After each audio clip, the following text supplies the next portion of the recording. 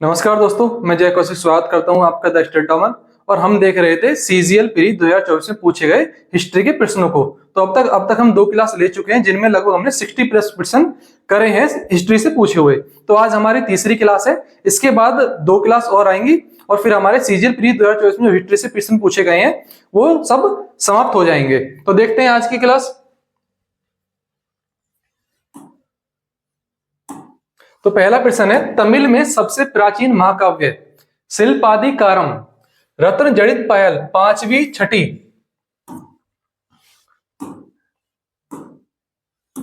5वीं छठी शताब्दी ईस्वी में किसके द्वारा लिखा गया था? तोलक्कपियार के द्वारा, तिरुम लिसाई अलवर के द्वारा, इलांगो आदिगल के द्वारा या सीधले सतनार के द्वारा? तो बताइए किसके द्वारा लिखा गया था शिल्पादिकारम? जल्दी कमेंट बॉक्स में आंसर बताएं।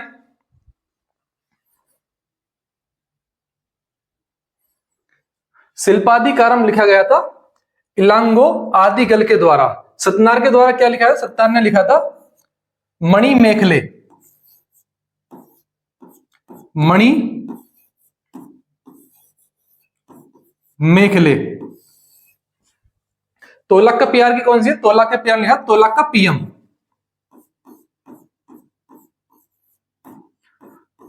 तोलक्कपियम। तोलक्कपियम। और एक और इंपोर्टेंट बुक है तिरुवल्लुर की।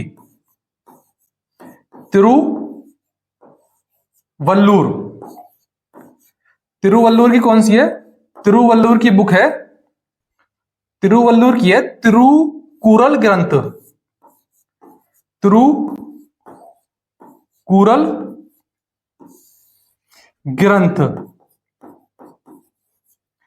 तिरुकुरल ग्रंथ क्या बोलते हैं? इसको बोलते हैं दक्षिण की बाइबल या दक्षिण की गीता। इसको बोलते हैं दक्षिण की बाइबल,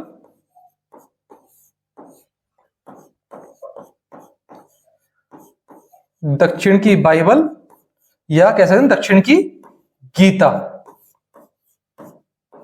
दक्षिण की गीता। तो हमारा आंसर क्या होगा? Answer C, Ilango Adigal. निम्नलिखित में से किस साम्राज्य को आहार या राष्ट्र मानक उपविभागों में विभाजित किया गया था जिसका अर्थ जिला था? तो बताइए किसको विभाजित किया गया था? शक को, पार्थियन को, कुषाण को या सातवाहन को? इसमें से किसको विभाजित किया गया था? आंसर बताएं कमेंट बॉक्स में, किसको किया गया था?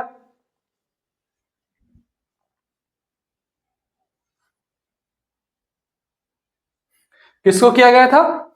इसको किया गया सातवाहन वंश को। अगर सातवाहन वंश की बात करें तो सातवाहन वंश का संस्थापक कौन था? सातवाहन वंश का संस्थापक था सिमुक।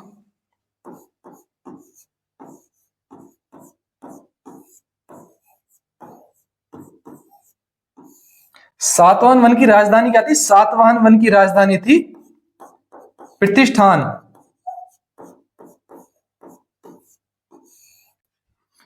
प्रतिष्ठान।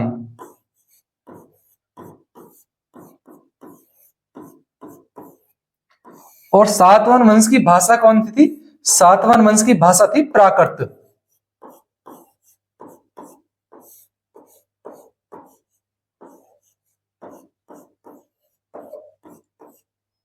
प्राकृत।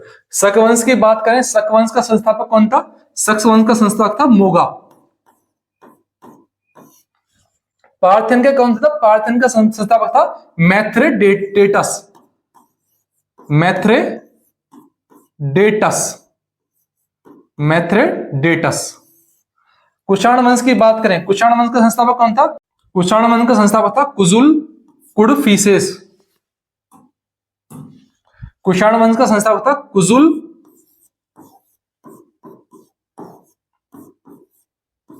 कुडफिसेस। कुडफिसेस। हमारा आंसर क्या होगा? हमारा आंसर होगा आंसर डी, सातवाहन। रुद्रदामन के निम्नलिखित शिलालेखों में से कौन सा शुद्ध संस्कृत में रचित प्रारंभिक भारत का पहला राजकीय शिलालेख है? चिरांद का शिलालेख, मेहरौली का, गिरनार का या प्रयाग का? बताइए कौन सा शिलालेख है जो शुद्ध संस्कृत में लिखा गया था? बताइए।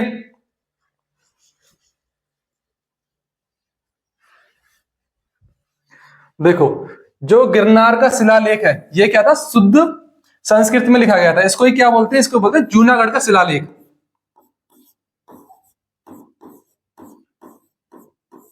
इसको बोलते हैं जूनागढ़ का शिलालेख।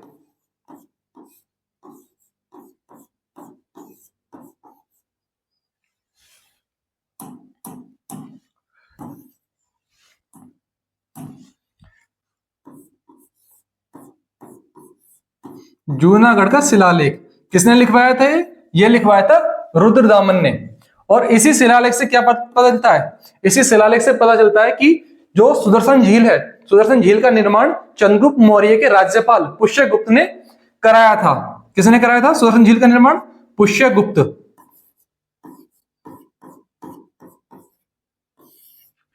सुदर्शन झील का निर्माण किसके द्वारा? पुष्यगुप्त के द्वारा।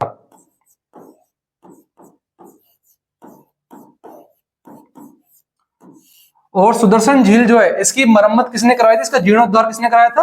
रुद्रदामन ने। रुद्रदामन ने इसका जीर्णोद्धार कराया था। हमारा आंसर क्या होगा? आंसर सी, गिरनार या जूनागढ़ का शिलालेख। दिल्ली के निम्नलिखित में से किस सुल्तान ने मुख्य रूप से विस्तार के बजाय सुदृढ़ीकरण की नीति अपनाई थी? इब्राहिम लोदी ने अपनाई थी, अलाउद्दीन खिलजी ने, बेहलाल लोदी ने या बलबन ने? बताइए किसने अपनाई थी सुदृढ़ीकरण की नीति? दिल्ली सल्तनत का कौन सा शासक था वो?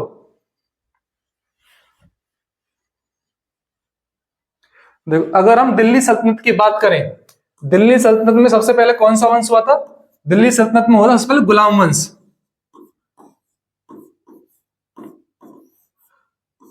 गुलाम वंश। गुलाम वंश कब से कब तक था? गुलाम वंश था 1206 से 1290 ईस्वी। गुलाम वंश का संस्थापक था कुतुबुद्दीन ऐबक।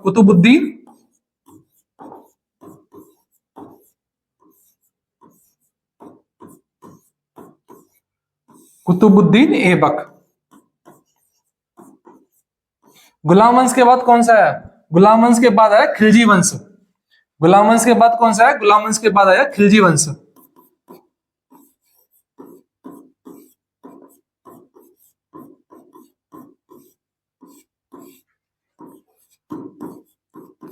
खिलजी वंश कब से कब तक था? खिलजी वंश था 1290 से 1320 ईस्वी तक। गुलाम वंश का संस्थापक कौन था? जलालुद्दीन खिलजी। जलालुद्दीन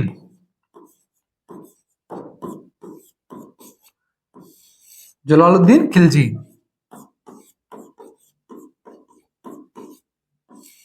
गुलाम वंश के बाद कौन सा है? गुलाम वंश के बाद है तुगलक वंश।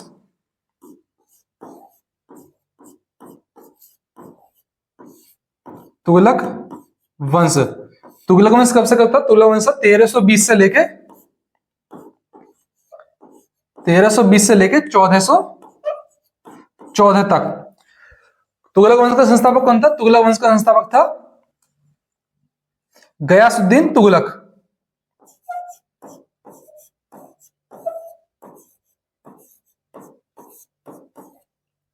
गयासुद्दीन तुगलक। इसके बाद कौन सा है? तुगलक वंश के बाद आया सैयद वंश।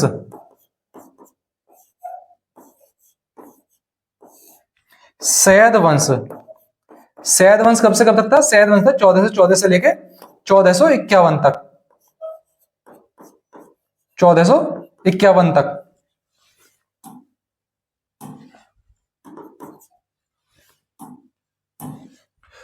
(1451) और इसका संस्थापक कौन था? इसका संस्थापक खिज्र खां। खिज्र खां। उसके बाद कौन सा आया?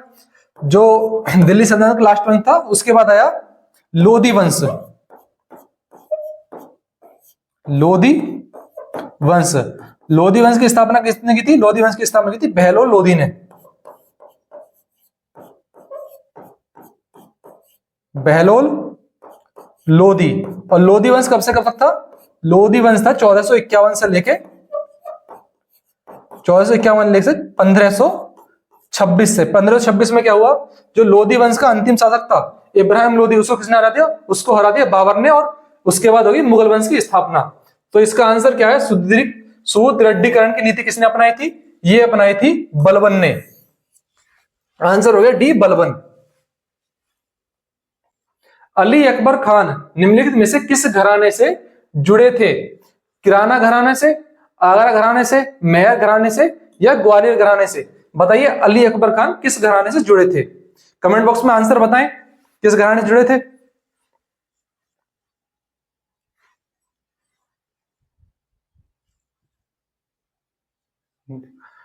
अगर किराने घराने की बात करें, किराने घराने के संस्थापक कौन है?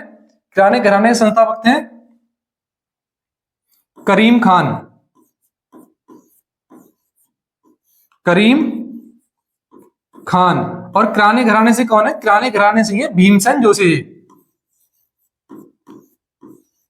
भीमसेन जोशी।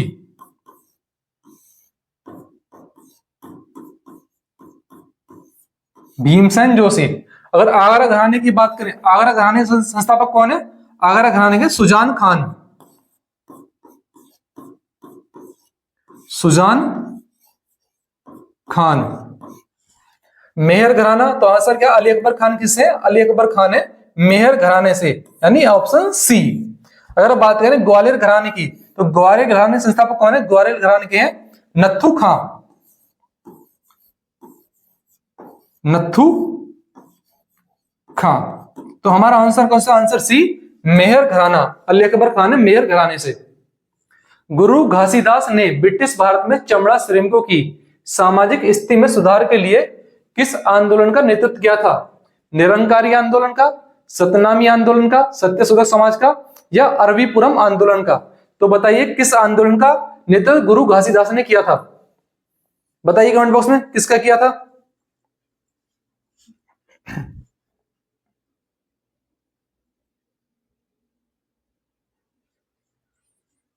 देखो, निरंकारी आंदोलन की बात करें तो इसका किसने किया था?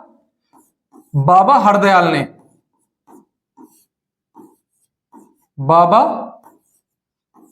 हरदयाल ने। और सत्यशोधक समाज के, सत्यशोधक समाज कब का है? 1873 में। किसने? ज्योतिबा बाई फुले ने।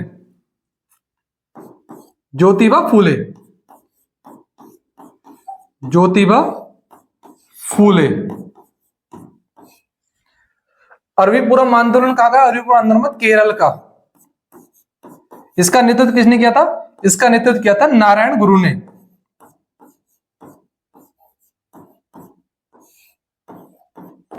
नारायण गुरु। तो आंसर क्या होगा? हमारा आंसर सतनामी आंदोलन। सतनामी आंदोलन का नेतृत्व किया था गुरु घासीदास ने। और कहां पे किया था? छत्तीसगढ़ में। और अभी छत्तीसगढ़ में लेटेस्ट है करंट अफेयर, 56वां टाइगर रिजर्व। जो 56वां टाइगर रिजर्व बना है, कौन सा बना है? गुरु घासीदास टाइगर रिजर्व। गुरु घासीदास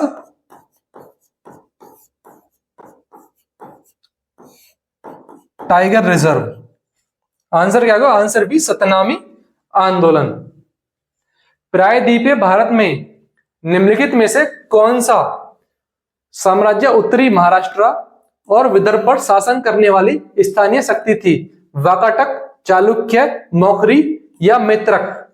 बताइए कौन से थे जिन्हें उत्तरी महाराष्ट्र और विदर्भ पर शासन किया था? कमेंट बॉक्स में आंसर बताएं। वाकाटक थे, चालुक्य थे, मौखरी थे, या मैत्रक थे?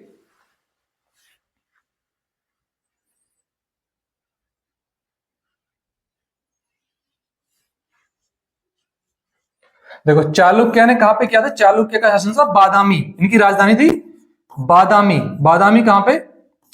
कर्नाटक में। और चालुक्य वंश का संस्थापक कौन था? पुलकेशिन प्रथम। पुलकेशिन प्रथम। मौखरी वंश की बात करें, मौखरी वंश का कहां था? तो मौखरी वंश था कन्नौज यूपी में, कन्नौज। और इसके संस्थापक कौन थे? मौखरी वंश के संस्थापक थे हरिवर्मन।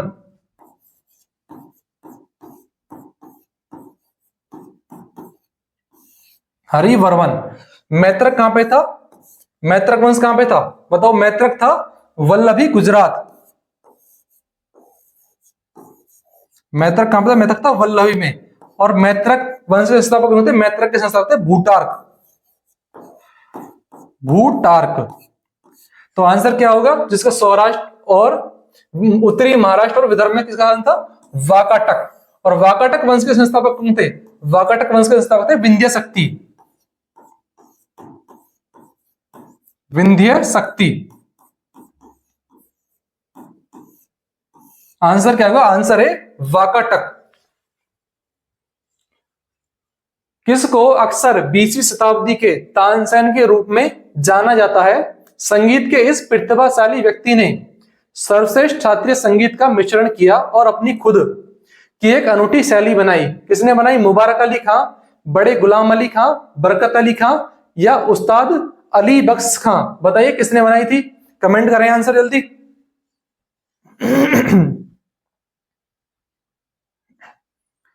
देखो ये सभी किससे है? ये सभी कौन से घराने संबंधित है? ये सभी पटियाली घराने संबंधित। पटियाली घराना। पटियाली घराना। अगर बात करें तो कौन क्या आंसर हमारा? जिनको 20वीं शताब्दी के तानसेन के रूप में जाना जाता था वो थे उस्ताद बड़े गुलाम अली खां। और ये कौन है? उस्ताद अली बख्श खां। उस्ताद अली बख्श खां इनके पिताजी, इनके पिता हैं, इनके पिता हैं। और उस्ताद और बरकत अली खान, मुबारक अली खान इनके भाई हैं। तो आंसर क्या होगा? आंसर बी, बड़े गुलाम अली खान। आजीविकों के संदर्भ में निम्नलिखित कथनों पर विचार कीजिए। मखली गोसाल इस संप्रदाय के प्रमुख शिक्षक थे। आजीवक भाग्यवाद में विश्वास करते थे। उपयुक्त कथनों में से कौन सा कथन सही है? केवल एक सही है, ए और बी दोनों सही है, या केवल बी सही है, या ना तो ए और ना ही बी सही है? बताइए कौन सा सही है? कमेंट करें कौन सा सही है। मखली गोशाल इस संप्रदाय के प्रमुख शिक्षक थे। यह कैसा है? यह बिल्कुल ठीक है, क्योंकि मखली गोशाल कौन थे? आजीवक संप्रदाय के संस्थापक मखली गोशाल थे। आजीवक संप्रदाय भाग्यवाद में विश्वास करता है, यह भी कथन कैसा है? यह भी बिल्कुल ठीक है। आजीवक संप्रदाय भाग्यवाद में विश्वास करता है। तो हमारा आंसर क्या होगा? आंसर बी, ए और बी दोनों। तो आजीवक जो संप्रदाय है इसके अनुयायी कौन थे? कौन से मौर्य सम्राट थे जो आजीवक संप्रदाय के अनुयायी थे? कौन से थे? बिंदुसार। बिंदुसार ने क्या अपनाया था? बिंदुसार ने अपनाया था आजीवक संप्रदाय या आजीवक धर्म।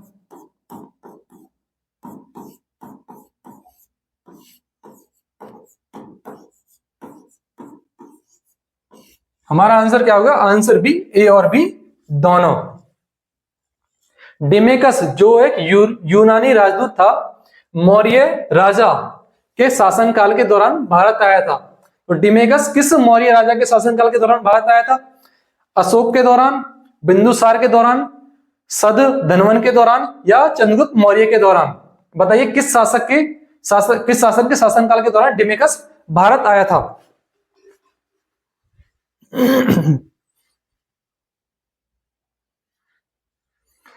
देखो अगर हम मौर्य वंश की बात करें तो मौर्य वंश के संस्थापक कौन थे? मौर्य वंश के संस्थापक थे चंद्रगुप्त मौर्य।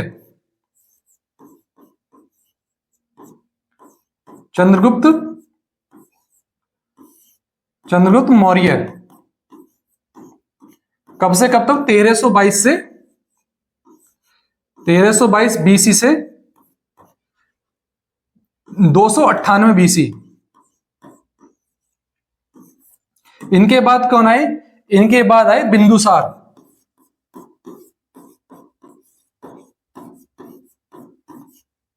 बिंदुसार। और बिंदुसार के दरबार में ही कौन आए थे? बिंदुसार के दरबार में ही आए थे डिमेकस, जो कि यूनान से आए थे। तो आंसर क्या होगा? Answer B, Bindusar. और बिंदुसार के बाद कौन बैठा गद्दी पर? बिंदुसार के बाद है सम्राट अशोक। सम्राट अशोक, सम्राट अशोक कब बैठे? 269 बीसी में गद्दी पर बैठे। 269 बीसी में। सम्राट अशोक की बात करें तो सम्राट अशोक ने कलिंग का युद्ध कब लड़ा था? कलिंग युद्ध, कलिंग युद्ध कब लड़ा? कलिंग युद्ध लड़ा था इनमें गद्दी पर बैठने के 8 वर्ष बाद, यानी 261 बीसी में। 261 बीसी में। और सम्राट अशोक ने कुल कितने शिलालेख जारी करवाए थे?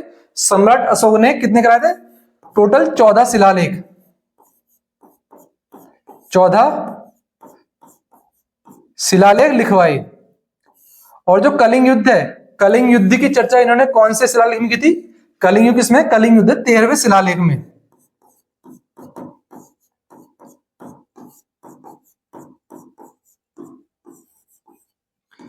तो सम्राट अशोक ने कलिंग युद्ध के बाद जो बहरी घोष की नीति थी उसको छोड़कर धम्म घोष की नीति अपना ली थी। तो ये कौन से शिलालेख में उल्लेख है इसका? तो बहरी घोष से धम्म घोष की नीति, जो धम्म घोष, धम्म घोष,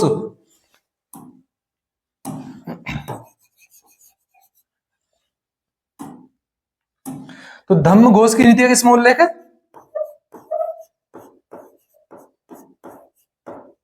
धम्म घोष की नीति का उल्लेख है 4th शिलालेख में।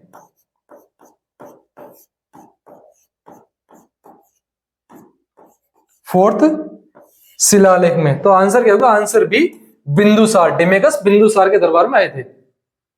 निम्नलिखित में से कौन ऋग्वैदिक जनजाति के 3 वर्गों का हिस्सा नहीं था? शिल्पी, आम जनता, पुरोहित या योद्धा? बताइए निम्नलिखित में से कौन जो ऋग्वैदिक जनजाति के 3 वर्गों का हिस्सा नहीं था?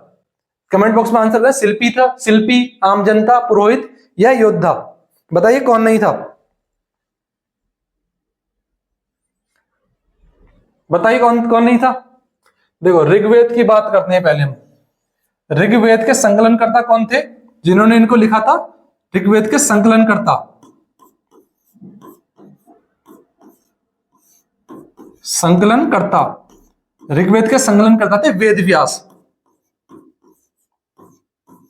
वेद व्यास। ऋग्वेद में कुल कितने मंडल हैं? ऋग्वेद में कितने मंडल हैं? ऋग्वेद में टोटल 10 मंडल। और जातिगत व्यवस्था जो है, जातिगत यानी वर्ण व्यवस्था, वर्ण व्यवस्था किसमें? वर्ण व्यवस्था का जो उल्लेख है वो 10वें मंडल के 10वें मंडल के किसमें? 10वें मंडल के पुरुष सूक्त में उसका उल्लेख है। पुरुष सूक्त में कौन कौन से वर्ण बताएं? 4, ब्राह्मण, क्षत्रिय, वैश्य और शूद्र। और बात करें ऋग्वेद में कितने अष्टक हैं? ऋग्वेद में अष्टक हैं 8। ऋग्वेद में सूक्त कितने हैं? ऋग्वेद में सूक्त कितने हैं? 1028। अगर ऋग्वेद को जो पढ़ता है उस पढ़ने वाले को क्या बोलते हैं? ऋग्वेद पढ़ने वाले को पढ़ने वाला, ऋग्वेद पढ़ने वाला क्या कहलाता है? ऋग्वेद पढ़ना होत्र, होत्र या होता, होत्र या होता। और अगर बात करें ऋग्वेद का उपवेद कौन सा है? ऋग्वेद का उपवेद, ऋग्वेद का उपवेद क्या? आयुर्वेद, आयुर्वेद। ऋग्वेद का ब्राह्मण कौन सा? ऋग्वेद के ब्राह्मण की बात करें, ऋग्वेद का ब्राह्मण है ऐत्रेय, ऐत्रेय और कौशिक की है, ऐत्रेय और कौशिक की है। तो ऋग्वेद जनजाति के 3 वर्गों का हिस्सा नहीं था। आम जनता हिस्सा थी, पुरोहित थे, योद्धा थे। कौन सा था? शिल्पी हिस्सा नहीं था। तो आंसर क्या होगा? आंसर है शिल्पी। मथुरा कला विद्यालय के संदर्भ में निम्नलिखित में से किस काल के दौरान कार्तिकेय, विष्णु और कुबेर जैसे ब्राह्मण देवताओं की कई मूर्तियां उकेरी गईं? पार्थियन, कुषाण, सातवाहन या शक। बताइए किस वंश के दौरान उकेरी गई मूर्तियां? पार्थेन के दौरान, कुषाण के दौरान, सातवाहन के दौरान या शक के दौरान? आंसर बताइए, कमेंट करिए जल्दी आंसर।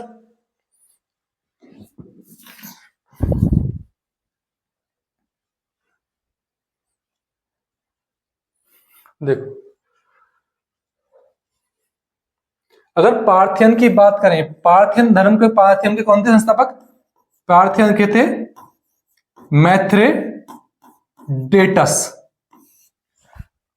कुषाण वंश की बात करें, कुषाण वंश के संस्थापक अभी बात करें कुजुल कुडफिसेस, कुजुल कुडफिसेस। और कुषाण वंश के ही एक प्रसिद्ध शासक थे कनिष्क। कनिष्क, कनिष्क की राजधानी क्या थी? कनिष्क की राजधानी थी, क्या थी कनिष्क की राजधानी? कनिष्क की राजधानी थी पुरुषपुर, पुरुषपुर और मथुरा। कनिष्क के समय क्या हुआ? कनिष्क के समय मथुरा शैली, मथुरा शैली और कंधार शैली का विकास हुआ, और गंधार शैली का, गंधार शैली का विकास हुआ।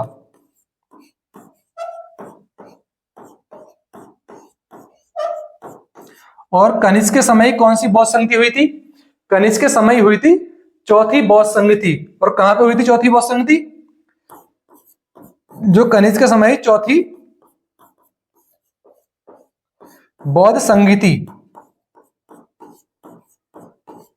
कब हुई थी? फर्स्ट एडी में। कहां पे हुई थी? कुंडलवन कश्मीर में। कुंडलवन कश्मीर में। सातवाहन वंश की बात करें, सातवाहन वंश का संस्थापक कौन था? सिमुक।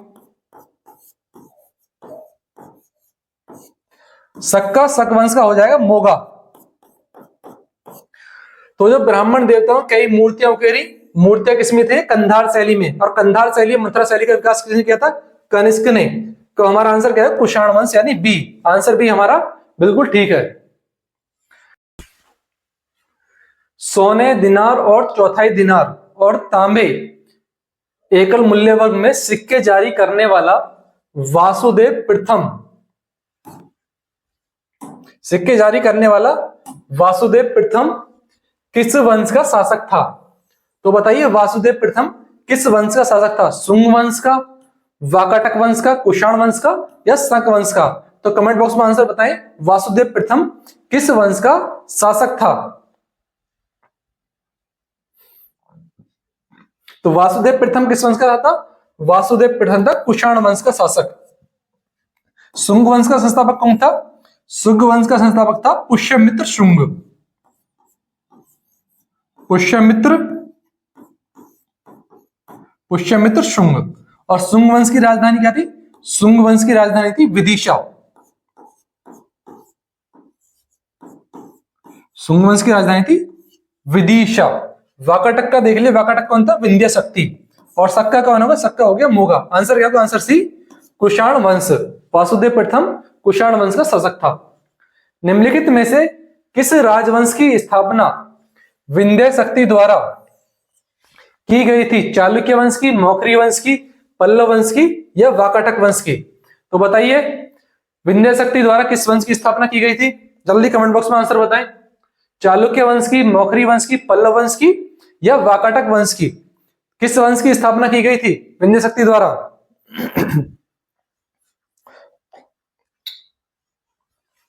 चालुक्य वंश की स्थापना किसके द्वारा की गई थी? चालुक्य वंश की स्थापना की गई थी पुलकेशिन द्वारा, पुलकेशिन प्रथम। पुलकेशिन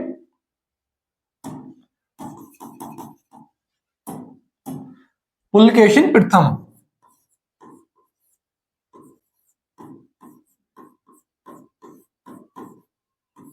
पुलकेशिन प्रथम। मौखरी वंश की स्थापना, मौखरी वंश की स्थापना हरिवर्मन, हरिवर्मन। पल्लव वंश की स्थापना पल्लव वंश की स्थापना की थी सिंह विष्णु ने। सिंह विष्णु। तो विंध्य शक्ति ने किसने की थी? विंध्य शक्ति ने की थी वाकाटक वंश की स्थापना। आंसर क्या होगा? Answer D, Vakataka. महाबलेश्वर में महादेव के प्राचीन मंदिर में गाय की मूर्ति के मुख से निकलने वाली धारा किस नदी द्रोणी का स्रोत है? कावेरी का, गोदावरी का, नर्मदा का या कृष्णा का? तो बताइए, महाबलेश्वर में जो प्राचीन मंदिर से गाय के मुख से निकलती है, किस नदी का स्रोत है? कावेरी का, गोदावरी का, नर्मदा का या कृष्णा का? तो कमेंट बॉक्स में आंसर बताएं, किस नदी का स्रोत है? गोदावरी का है, कावेरी का है, कृष्णा का है, नर्मदा का है?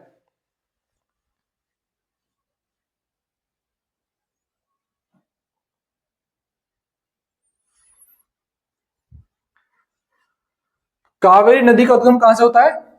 कावेरी नदी का उद्गम होता है ब्रह्मगिरी की चोटी से। ब्रह्मगिरी,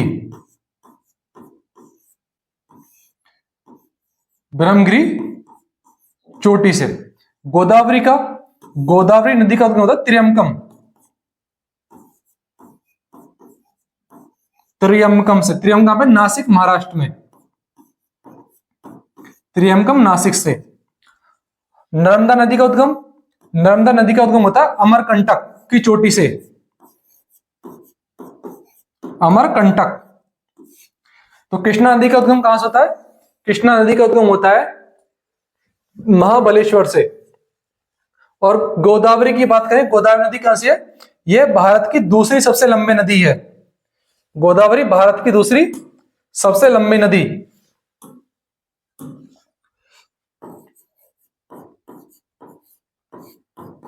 भारत की दूसरी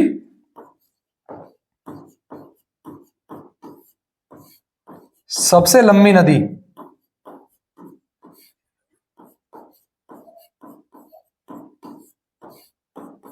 सबसे लंबी नदी। तो आंसर क्या होगा? Answer D, Krishna.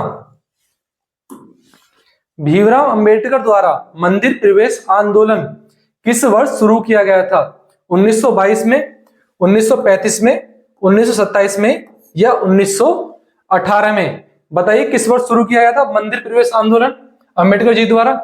1922 में, 35 में, 27 में या 18 में? कमेंट बॉक्स में आंसर बताएं, किस वर्ष शुरू किया गया था? कब किया गया था? देखो, 1922 में क्या होता है? 1922 में 4 फरवरी, 4 फरवरी 1922, इसमें क्या होता है? चोरा चोरी की घटना। चोरा चोरी की घटना कहां पर हुई थी? गोरखपुर, यूपी में।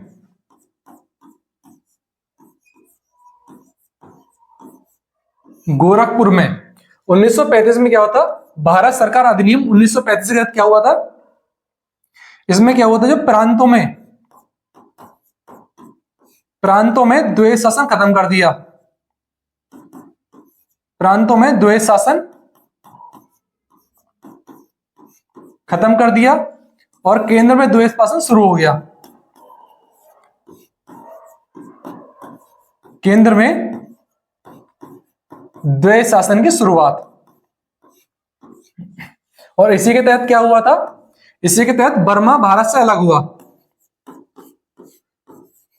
बर्मा भारत से अलग। और अलग हुआ कब था? अलग हुआ था 1937 में। और इसी के तहत क्या हुआ था? आरबीआई की स्थापना। आरबीआई की स्थापना। 1928 में क्या होता? खेड़ा आंदोलन।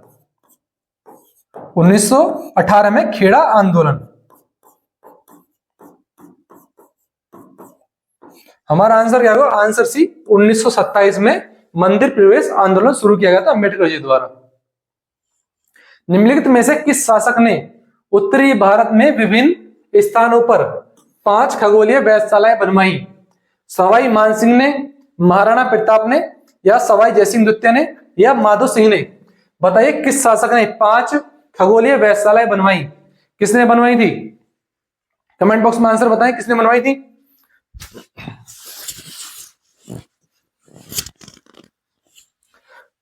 जो 5 वेधशालाएं हैं, 5 वेधशालाएं कहाँ पे हैं? 5 वेधशालाएं मथुरा, एक तो है मथुरा में, और दिल्ली, मथुरा, दिल्ली, वाराणसी, मथुरा, दिल्ली, वाराणसी, जयपुर, मथुरा, दिल्ली, वाराणसी, जयपुर। पांचवी कहां पे है? पांचवी मथुरा, दिल्ली, वाराणसी, जयपुर और उज्जैन, और उज्जैन। तो इनमें से सबसे पहले कौन सी बनाई थी? सबसे पहले निर्माण हुआ था 1711 में मथुरा का। दिल्ली का कब हुआ था? दिल्ली का हुआ था 1724 में। और इनमें से कौन सी वेधशाला यूनेस्को में है? तो यूनेस्को में शामिल है दिल्ली, दिल्ली का जंतर मंतर यूनेस्को में। तो इस किसने बनवाई थी? ये बनवाई सवाई जयसिंह द्वितीय ने। आंसर क्या होगा? आंसर सी, सवाई जयसिंह द्वितीय। हुमायूं की मृत्यु के बाद 13 वर्षीय अकबर का 1556 में कलानौर में राज्याभिषेक हुआ। तो ये कलानौर कहां पे स्थित है? गुजरात में, बंगाल में, राजस्थान में या पंजाब में? तो बताइए कलानौर जो है ये कहां पे स्थित है? कमेंट बॉक्स में आंसर बताएं। देखो, अगर हम अकबर की बात करें, अकबर कब से कब तक गद्दी पे बैठा? अकबर का शासन काल है 1556 से 1605 तक। और जब अकबर 1556 में गद्दी पर बैठा तो इसका संरक्षक कौन था? अकबर का संरक्षक था बैरम खां। कौन था? बैरम खां। कब से कब तक बैरम का संरक्षक था? 1556 से 1561 तक। उसके बाद क्या हुआ? 1556 में पानीपत का द्वितीय युद्ध। पानीपत का द्वितीय युद्ध कब हुआ? 1556 में। किसके बीच? अकबर वर्सेस हेमू। हेमू को और क्या बोलते हैं? हेमराज विक्रमादित्य, दिल्ली सल्तनत पर बैठने वाला अंतिम हिंदू। उसके बाद क्या हुआ? 1564 में अकबर ने क्या किया? जजिया का खत्म कर दिया। जजिया खत्म कर दिया। उसके बाद 1576 में क्या हुआ था? 1576 में हल्दी घाटी का युद्ध। हल्दी घाटी का युद्ध किसके के बीच? यह होता महाराणा प्रताप, महाराणा प्रताप और अकबर के बीच। प्रताप वर्सेस अकबर के बीच। और क्या हुआ था? 1579 में, 1579 में स्टीफंस, थॉमस स्टीफन जो कि एक मिशनरी था, भारत आया। मिशनरी ये भारत आया था अकबर के दरबार में। और अकबर के निर्माण कार्य की बात करें तो क्या क्या निर्माण किया था अकबर ने? अकबर के निर्माण कार्य,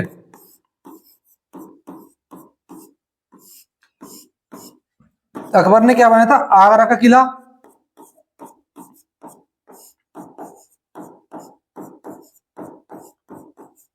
आगरा का किला, फतेहपुर सीकरी, शहर बसाया फतेहपुर सीकरी,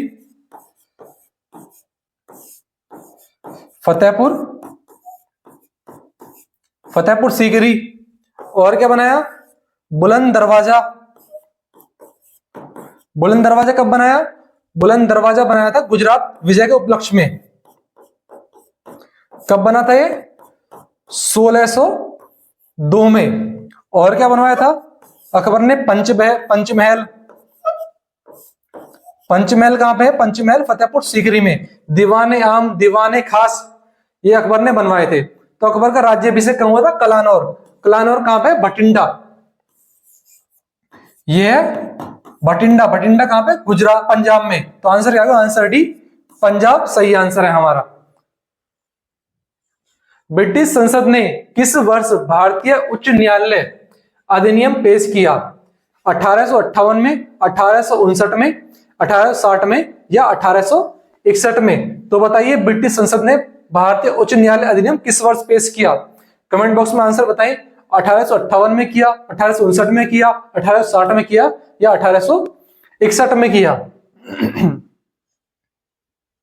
बताओ 1858 में क्या हुआ? 1858 में कैनिंग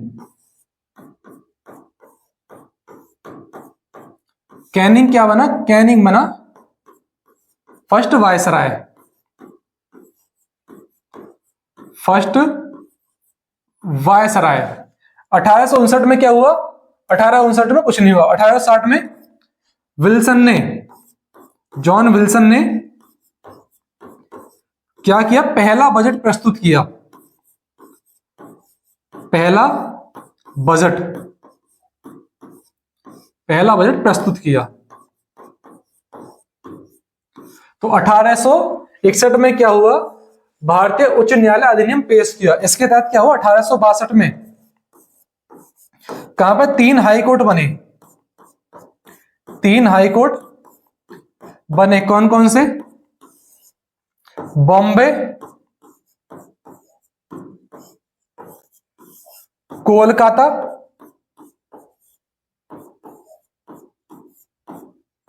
और तीसरा कहां पे बना? तीसरा बना मद्रास में।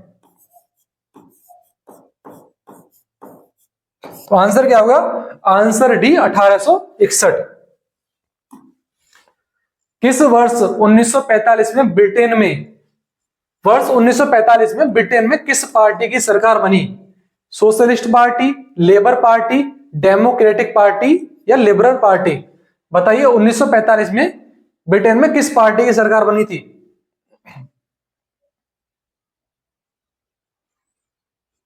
तो 1945 में किसकी बनी थी? लेबर पार्टी की सरकार। और पीएम कौन थे लेबर पार्टी से? पीएम थे क्लीमेंट एटली।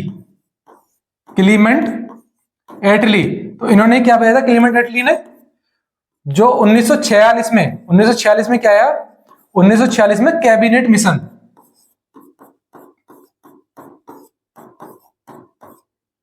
मिशन भारत आया। तो कैबिनेट मिशन भारत आया, इसमें कितने सदस्य थे? कैबिनेट मिशन में सदस्य थे 3 सदस्य। 3 सदस्य कौन कौन थे? स्टेफोर्ड क्रिप्स, पैथिक लॉरेंस और एवी अलेक्जेंडर। तो अगर हम बात करें 3 सदस्य में अध्यक्ष कौन थे? इसके जो कैबिनेट मिशन था, इसके अध्यक्ष कौन थे? इसके अध्यक्ष थे पैथिक लॉरेंस।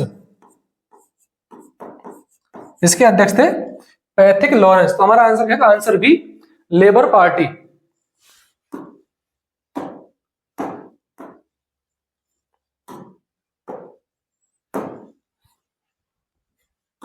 Labour Party. तो ये हमारे आज के 20 सवाल थे। अगर क्लास आपको पसंद आई है तो क्लास को लाइक करें, और अगर आपने द स्टडी सब्सक्राइब नहीं किया है तो हमारे चैनल को सब्सक्राइब करें। और अगर आपने इससे पहले की वीडियो, जो 2 वीडियो हमने स्टिक कराई नहीं देखी है, तो आप प्ले लिस्ट पे जाकर वो वीडियो देख सकते हैं। Thank you.